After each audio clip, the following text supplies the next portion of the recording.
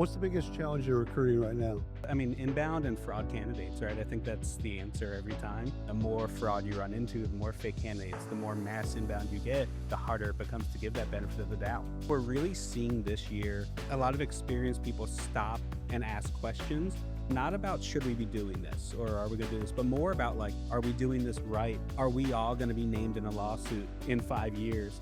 We're starting to see them roll in. The truth is, figure out ability, right? Like, I think in this era especially, nobody knows what is happening. Nobody knows what's coming next. Nobody knows what's going to. But the kind of person who just is like, yeah, I'll figure it out. It'll knock me down. I'll try the new tool. I'll do that. And I think people are starting to slow down finally, which is the right move after like 3 years of CEOs just saying like, go, buy it, adopt it. Don't hire unless you can prove that AI can't do it. Oh, okay. Great.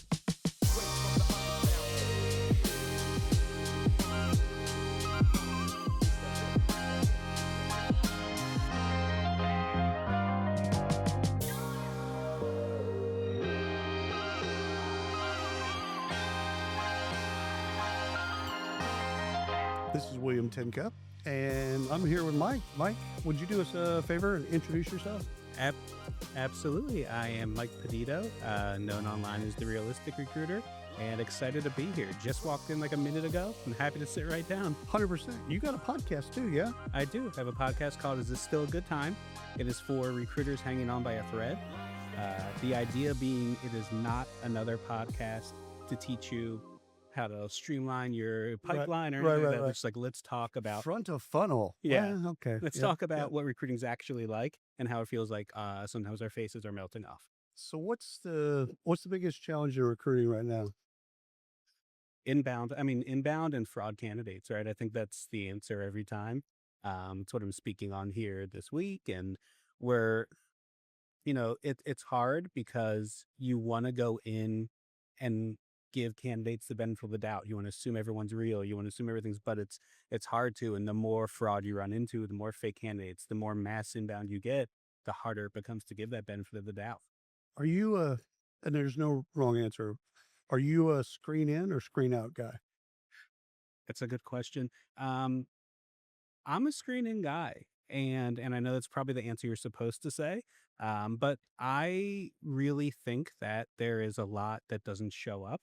There are reasons you're out. If I look at it, you're out. But I'm more likely to say, maybe I should dig into this further than an instant no.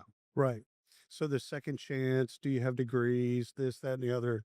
Let's bring them all in, then take them through kind of a battery of tests or assessments, etc. Oh yeah. I'm a tech startup guy. So like the degree requirements I've never found important. And the second chance I really never found important.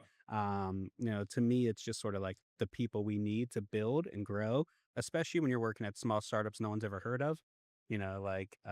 Good talent is good talent. What do you look for in a candidate? Oh, great question. Obviously it's someone who can do the role. To me, I think one of those, I hate when people start talking and like making up skills and soft skills. But the truth is, figure out ability. Right. Like, I think in this era, especially, nobody knows what is happening. Nobody knows what's coming next. Nobody knows what's going to. But the kind of person who just is like, yeah, I'll figure it out. It'll knock me down. I'll try the new tool. I'll do that. I'm a big fan of the agility, but also the person that can deal with ambiguity. So like a job description is like, hey, this is the first 3 months. We don't know what the next months are going to look like. Yeah. And so here's what we're going to start with.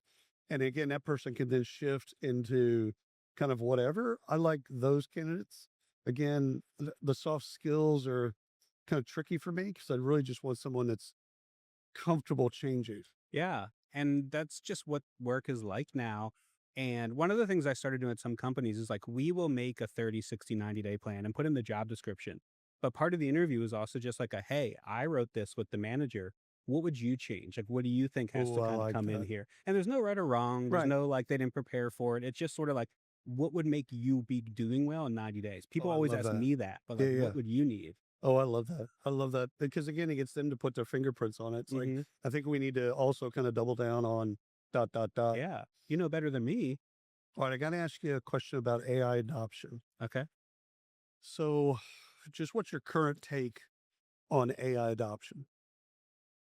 That's a big one. Yeah. I'm Are we actually adopting AI, or are we just saying we are? I think most places are just saying it, Okay. if that's the question. Yeah. I'm a pro AI guy. I love it. I use it on my own, blah, blah, blah. At the same time, I think we're really seeing this year a lot of um a lot of experienced people stop and ask questions, not about should we be doing this or are we going to do this, but more about like, are we doing this right? Um, are we all going to be named in a lawsuit in 5 years? We're starting to see them roll in. That's a big thing. Yeah, and I think That's people are starting to slow down finally, which is yeah. the right move Right. after like 3 years of CEOs just in like go, go, go, buy it, Right. adopt it. Yeah. Don't hire unless you can prove that AI can't do it. Oh, okay. Great. Yeah. Thanks. Yeah, I Uh, think people are just buying tools, and I see it every day. You see people post about these tools, and I'm like, I wouldn't put my name anywhere near that tool no, right now. no. Last question is, how do you kind of recharge your innovation battery? Like, where do you look to or listen to or follow or whatever? Like, how do you kind of get recharged to innovate? So for me, because of how I came up on social media, obviously working, but also dealing with job seekers more than a lot of people in this on this side do.